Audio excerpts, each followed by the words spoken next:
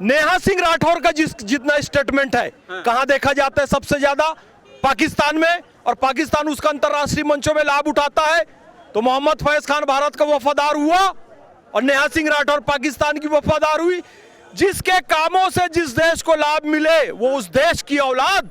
मोहम्मद फैज खान के काम से भारत को लाभ मिलता है तो मोहम्मद फैज खान भारत माता की औलाद, और नेहा सिंह राठौर के काम से पाकिस्तान को लाभ मिलता है तो पाकिस्तान की औलाद है। वोट मिलना चाहिए सेना के शौर्य के नाम पर। और प्रधानमंत्री श्री नरेंद्र मोदी जी ने यदि राम मंदिर बनाया, अनुच्छेद 370-35 से खत्म किया, इंस्टेंट ट्रिपल तलाक खत्म की, यूसीसी पर यदि वो काम कर रहे हैं, वक्फ अमेंडमेंट एक्ट ला रहे हैं और पाकिस्तान के घर में घुसकर उसकी औकात दिखा रहे हैं, तो इस आधार पर वोट अवश्य मिलना चाहिए। क्यों नहीं मिलना चाहिए?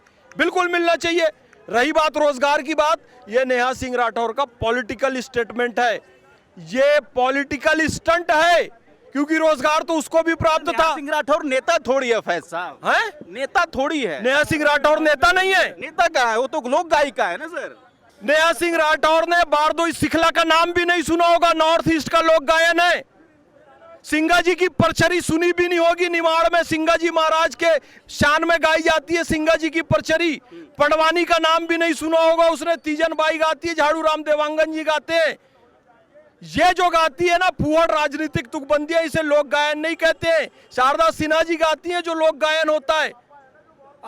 मैं कहता हूं कम से कम वो जो मैथिली एक छोटी सी बिटिया है हमारी, उसके चरणों को धोकर नेहा सिंह राठौर पानी पी ले तो थोड़ा बहुत उसको लोक गायन आ जाएगा।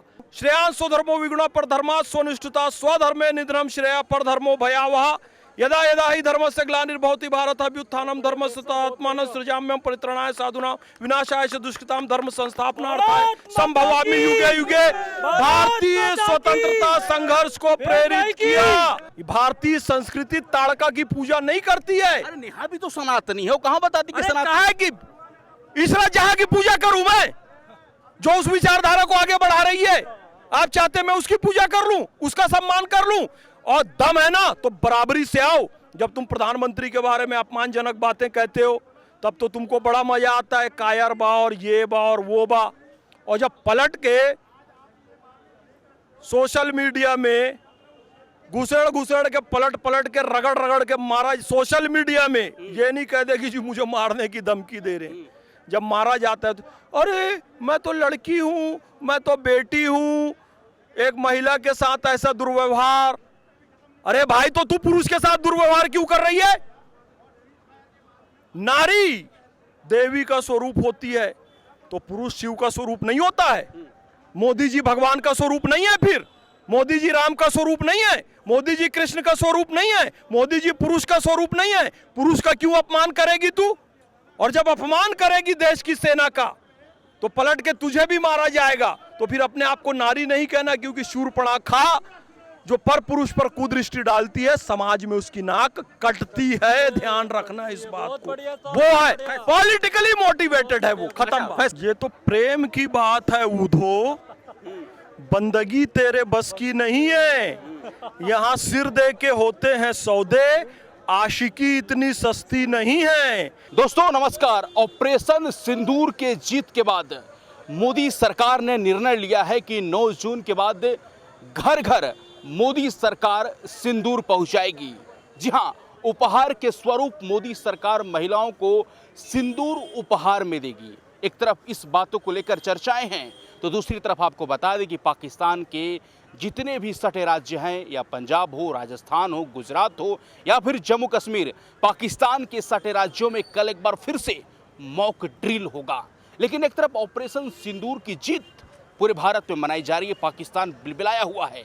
लेकिन हमारे देश के भी कुछ ऐसे नेता हैं जो ऑपरेशन सिंदूर को असफल, छोटी जंग बता रहे हैं और तमाम तरीके के कांग्रेस के नेता ऑपरेशन सिंदूर पर लगातार सवाल पूछ रहे हैं। इन्हीं मुद्दों पर बात करेंगे। आज मेरे साथ बात करने के लिए फैज खान जी हैं। सर बहुत स्वागत है। बहुत धन्यवाद। 9 जून से मोदी सरकार हर घर जाएगी, महिलाओं को सिंदूर उपहार में देगी, क्या कहेंगे? बहुत अच्छी बात है, बहुत अच्छी बात है। बिस्मिल्लाहिर्रहमानिर्रहीम रब्बिश्रह ली सदरी व यस्सिर ली अमरी वाहलुल उक़दतम मिन लिसानी यफ़क़हू क़ौली। बिरादरान हिंद, अस्सलाम वालेकुम रहमतुल्लाहि व बरकातहू। भारत माता की जय, जय हिंद। मोदी सरकार का बहुत अच्छा फैसला है, घर घर जाकर सिंदूर दे रही है, अच्छी बात है। सिंदूर प्रतीक है भारतीय महिलाओं के सुहाग का, सिंदूर प्रतीक है भारतीय महिलाओं के शौर्य का, सिंदूर प्रतीक बनकर उभरा आतंकवाद के खात्मे का, सिंदूर प्रतीक बनकर उभरा ब्रह्मोस मिसाइल का, सिंदूर प्रतीक बनकर उभरा S-400 का, सिंदूर प्रतीक बनकर उभरा 9 आतंकवादी ठिकानों को नष्ट करने का, सिंदूर प्रतीक बनकर उभरा आतंकवादियों को रुलाने का, सिंदूर प्रतीक बनकर उभरा विंग कमांडर व्योमिका सिंह और कर्नल सोफिया कुरैशी जैसी वीरांगनाओं का, सिंदूर प्रतीक बनकर उभरा भारत को विश्व शक्ति बनाने का। तो यदि इस सिंदूर का वितरण मोदी सरकार घर घर में करेगी तो इससे बढ़िया कुछ नहीं हो सकता।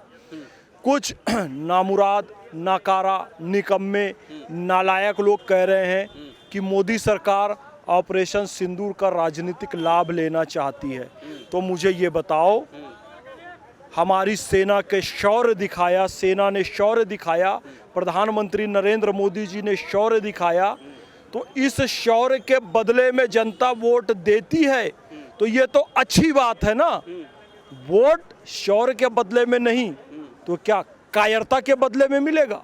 संग्राम जिंदगी है, लड़ना हमें पड़ेगा, भारत महान मेरा आगे तभी बढ़ेगा, इतिहास कुछ नहीं है संघर्ष की कहानी, राणा शिवा भगत सिंह, झांसी की वीर रानी, कोई भी कायरों का इतिहास क्यों पढ़ेगा, संग्राम जिंदगी है, लड़ना हमें पड़ेगा, भारत महान मेरा आगे तभी बढ़ेगा। यदि इस वीरता के बदले जनता वोट देती है तो बिल्कुल देना चाहिए।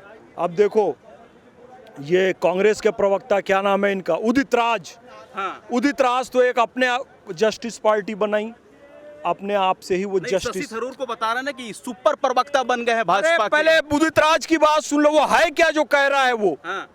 जस्टिस पार्टी बनाया उदित राज, अपने आप को जस्टिस नहीं दे पाया, भारतीय जनता पार्टी में आया, भारतीय जनता पार्टी में टिकट मिली, सांसद बन गए, सारे नेताओं के चक्कर काटते रहे, तलवे चाटते रहे, मुझे केंद्र में मंत्री बना दो, मंत्री बना दो। अरे तेरे को सांसद तो बना दिए, अब मंत्री बना दो, मंत्री नहीं बनाए तो चिढ़कर क्या कहता है, उसेन बोल्ट 9 गोल्ड मेडल इसलिए जीता क्योंकि वो दिन में 2 बार गोमांस खाता है। शर्मनाक बयान। तो ये मानसिक रूप से विकृत आज से नहीं है, पहले से। अब देखो, अंतर्राष्ट्रीय स्तर पर जाकर शशि थरूर भारत का मान बढ़ा रहे हैं। ओवैसी के तमाम प्रवक्ताओं की धज्जियां मैंने उड़ाई है, लेकिन ओवैसी की यहाँ पर तारीफ करता हूँ कि भारत का पक्ष रख रहा है, पाकिस्तान को उसकी औकात दिखा रहा है अंतर्राष्ट्रीय मंच पर। तो वो शशि थरूर जो भारत का मान बढ़ा रहे हैं विदेशों में जाकर, और बता रहे हैं कैसे हमने पाकिस्तान में घुसकर, लाहौर तक जाकर, सियालकोट, बहावलपुर, मुजफ्फराबाद में घुसकर, मुरीदके में घुसकर, मुरीदके की लोकेशन देखिए, लाहौर पार करके वहाँ जाके मारा। और यही बात जब बता रहे हैं शशि थरूर, तो ये इस उदित राज के सीने पर सांप लौट रहा है। कहता है इनको तो सुपर प्रवक्ता बना देना चाहिए, इनको तो विदेश मंत्री बना देना चाहिए। मैं प्रधानमंत्री से सिफारिश करूंगा कि इनको विदेश मंत्री बना दे, सुपर प्रवक्ता बना दे। वो अपने लिए तो पहले सिफारिश कर लेता, कांग्रेस वाले उसको पार्षद भी बना दे। साहब, नेहा सिंह राठौर ने ट्वीट किया है, जब मोदी सरकार ने निर्णय लिया कि 9 जून से हर घर सिंदूर का अभियान चलाया जाएगा, तो नेहा सिंह राठौर ने लिखा है कि घर घर में रोजगार दीजिए, जनता को ठगना बंद कीजिए, लानत है। देखिए, लानत तो उसके पति पे पहले पड़ चुकी है।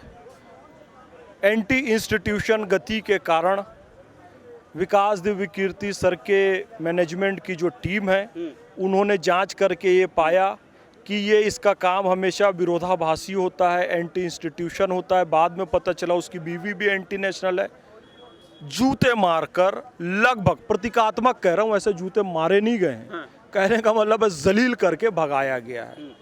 तो ये जो लोग किसी इंस्टीट्यूशन में जहाँ पे नौकरी करते हैं वहाँ भी वफादारी नहीं करते हैं, जिस देश में रहते हैं उस देश के प्रति भी वफादारी नहीं करते। सिंह राठौर क्या देशभक्त नहीं है, देश के प्रति वफादार नहीं है? मेरा स्टेटमेंट जो आप लेते हो ये किसके पक्ष में होता है? कौन दिखाता है? भारत के पक्ष में होता है। भारत को लाभ मिलता है। नेहा सिंह राठौर का जितना स्टेटमेंट है कहां देखा जाता है सबसे ज्यादा? पाकिस्तान में, और पाकिस्तान उसका अंतरराष्ट्रीय मंचों में लाभ उठाता है। तो मोहम्मद फैज खान भारत का वफादार हुआ और नेहा सिंह राठौर पाकिस्तान की वफादार हुई। जिसके कामों से जिस देश को लाभ मिले वो उस देश की औलाद। मोहम्मद फैज खान के काम से भारत को लाभ मिलता है तो मोहम्मद फैज खान भारत माता की औलाद, और नेहा सिंह राठौर के काम से पाकिस्तान को लाभ मिलता है तो पाकिस्तान की औलाद है वो। लेकिन नेहा सिंह राठौर तो पूरे लोकतंत्र में तो सवाल पूछ सकते हैं ना। हर घर सिंदूर में आप रोजगार दीजिए, घर की लानत है इस प्रकार का, आप जनता का वोट बटोरना चाहते हैं, सिंदूर के नाम पर सौदा कर रहे हैं लोग। बिल्कुल वोट मिलना चाहिए सेना के शौर्य के नाम पर। और प्रधानमंत्री श्री नरेंद्र मोदी जी ने यदि राम मंदिर बनाया, अनुच्छेद 370-35 से खत्म किया, इंस्टेंट ट्रिपल तलाक खत्म की, यूसीसी पर यदि वो काम कर रहे हैं, वक्फ अमेंडमेंट एक्ट ला रहे हैं और पाकिस्तान के घर में घुसकर उसकी औकात दिखा रहे हैं, तो इस आधार पर वोट अवश्य मिलना चाहिए। क्यों नहीं मिलना चाहिए? बिल्कुल मिलना चाहिए। रही बात रोजगार की बात, ये नेहा सिंह राठौर का पॉलिटिकल स्टेटमेंट है, ये पॉलिटिकल स्टंट है, क्योंकि रोजगार तो उसको भी प्राप्त था। नेहा सिंह राठौर नेता थोड़ी है फैज साहब, हैं? नेता थोड़ी है। नेहा सिंह राठौर नेता नहीं है। नेता कहाँ है? वो तो लोक गायिका है ना सर। वो वही तो नाच रही है, अभी तुमने देखा था वो यूपी। फिर मैं कह रहा हूं यार, आप लोग लोक गायन को क्यों बदनाम कर रहे हो?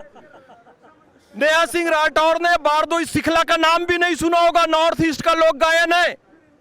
सिंगा जी की परचरी सुनी भी नहीं होगी, निमाड़ में सिंगा जी महाराज के शान में गाई जाती है सिंगा जी की परचरी। पडवानी का नाम भी नहीं सुना होगा उसने, तीजन बाई गाती है, झाड़ू राम देवांगन जी गाते हैं। ये जो गाती है ना फुहड़ राजनीतिक तुकबंदियां, इसे लोक गायन नहीं कहते हैं। शारदा सिन्हा जी गाती हैं जो लोक गायन होता है। मैं कहता हूं कम से कम वो जो मैथिली एक छोटी सी बिटिया है हमारी, उसके चरणों को धोकर नेहा सिंह राठौर पानी पी ले तो थोड़ा बहुत उसको लोक गायन आ जाएगा। और संविधान के मौलिक अधिकारों से आगे भी संविधान है। अनुच्छेद 51 का मौलिक कर्तव्य ये कहता है कि आप स्वतंत्रता संघर्ष को प्रेरित करने वाले आदर्शों को अपने हृदय में संजोकर रखें और उसका पालन करें। तो स्वतंत्रता संघर्ष को किसने प्रेरित किया? भारत माता की जय ने। भारत माता की जय का नारा लगाए? कभी नहीं लगाएगी। बंकिम चंद्र चट्टोपाध्याय के आनंद मठ ने वंदे मातरम गाने बोलो, उसको पूरा वंदे मातरम याद नहीं होगा। नेहा सिंह राठौर, अरे वो अधिकार से आगे कर्तव्य भी है, वो कर्तव्य को नहीं पढ़ती है। गीता रहस्य भारतीय स्वतंत्रता संघर्ष को प्रेरित किया। गीता का एक श्लोक पढ़कर वो बता दे, हैं? मैं पढ़कर बताता हूं। श्रेयांश स्वधर्मो विगुणः परधर्मात् स्वनिष्ठता स्वधर्मे निधनम श्रेया परधर्मो भयावह यदा यदा हि धर्मस्य ग्लानिर्भवति भारत अभ्युत्थानम धर्मस्य तदात्मानं सृजाम्यहं परित्राणाय साधूनां विनाशाय च दुष्कृतां धर्म संस्थापनार्थाय संभवामि युगे युगे। भारतीय स्वतंत्रता संघर्ष को प्रेरित किया। सार्वजनिक गणेशोत्सव ने, सार्वजनिक शिवाजी उत्सव ने, मतलब नेहा सिंह राठौर का हर एक पोस्ट एंटी नेशन है, राजनीतिक प्रेरित है। अरे एंटी नेशन है, एंटी रिलीजन है, एंटी कल्चर है, एंटी इंडिया है, एंटी गवर्नमेंट है, एंटी मोदी है, एंटी आर्मी है। इतनी हम यार क्यों माने? हम किसी को क्यों? हम माता सीता को पूछते हैं, हम राधा रानी का सम्मान करते हैं, हम माता शैलपुत्री ब्रह्मचारिणी चंद्रघंटा कुष्मांडा स्कंद माता कात्यायनी कालरात्रि महागौरी सिद्धिदात्री की पूजा करते हैं। हम लोग शूर्पणखा को नहीं पूजते। भारतीय संस्कृति ताड़का की पूजा नहीं करती है। अरे नेहा भी तो सनातनी है, वो कहां बताती कि सनातन कहा है कि ईश्वर जहां की पूजा करूं मैं, जो उस विचारधारा को आगे बढ़ा रही है। आप चाहते मैं उसकी पूजा कर लूं, उसका सम्मान कर लूं, और दम है ना तो बराबरी से आओ। जब तुम प्रधानमंत्री के बारे में अपमानजनक बातें कहते हो तब तो तुमको बड़ा मजा आता है, कायर बा और ये बा और वो बा। और जब पलट के सोशल मीडिया में घुसड़ के पलट के रगड़ के मारा, सोशल मीडिया में ये नहीं कह दे कि जी मुझे मारने की धमकी दे रहे हैं। जब मारा जाता है तो अरे मैं तो लड़की हूं, मैं तो बेटी हूं, एक महिला के साथ ऐसा दुर्व्यवहार। अरे भाई तो तू पुरुष के साथ दुर्व्यवहार क्यों कर रही है? नारी देवी का स्वरूप होती है तो पुरुष शिव का स्वरूप नहीं होता है? मोदी जी भगवान का स्वरूप नहीं है? फिर मोदी जी राम का स्वरूप नहीं है? मोदी जी कृष्ण का स्वरूप नहीं है? मोदी जी पुरुष का स्वरूप नहीं है? पुरुष का क्यों अपमान करेगी तू?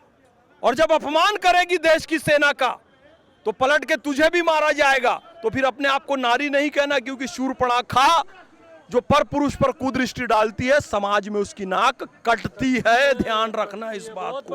वो है पॉलिटिकली मोटिवेटेड है, वो खत्म।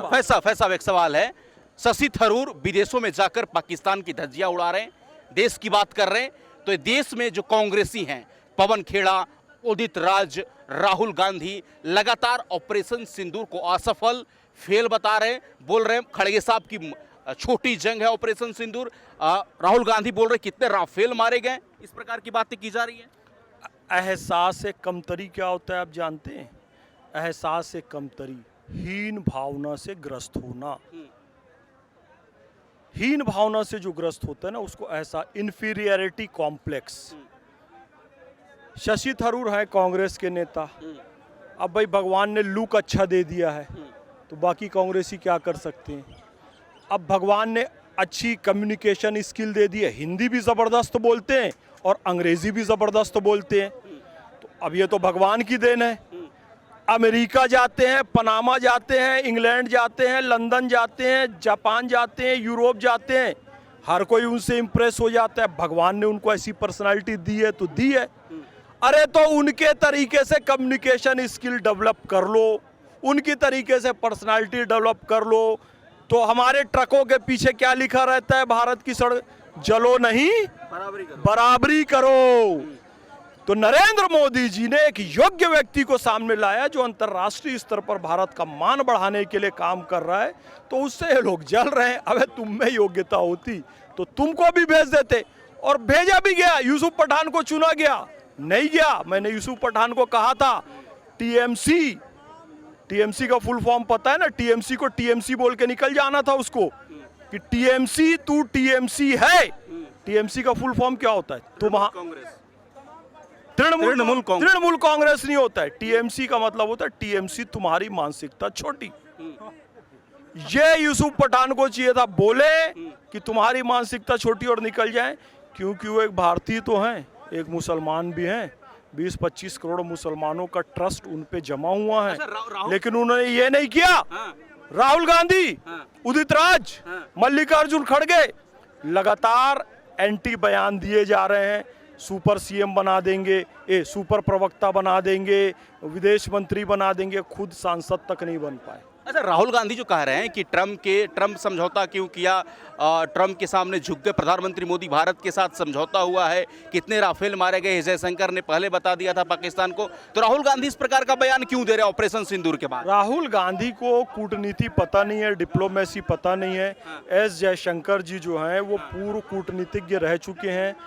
इंडियन फॉरेन सर्विसेज का एग्ज़ाम निकाला है जो काफ़ी टफ एग्ज़ाम होता है। उसके बाद विदेशों में राजदूत रहे हैं, बड़े डिप्लोमेट रहे हैं, विदेश सचिव रहे हैं, उसके बाद अभी विदेश मंत्री बने। कब क्या स्टेटमेंट देने हैं उनको पता है।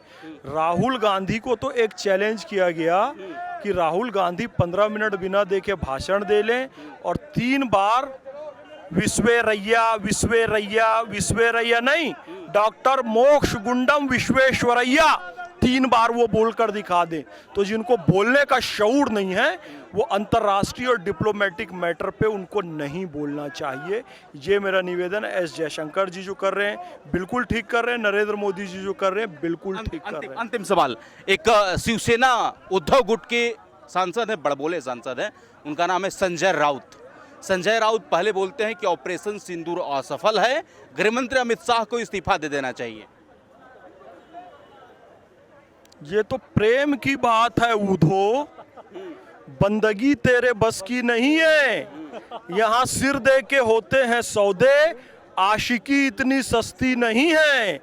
मैं केवल इतना कहना चाहूंगा कि यदि आज बाल ठाकरे साहब जिंदा होते तो ये उद्धव और संजय राउत को उल्टा टांग के तशरीफ में छड़ी और छड़ी इतना मारते कि उनकी तशरीफ लाल हो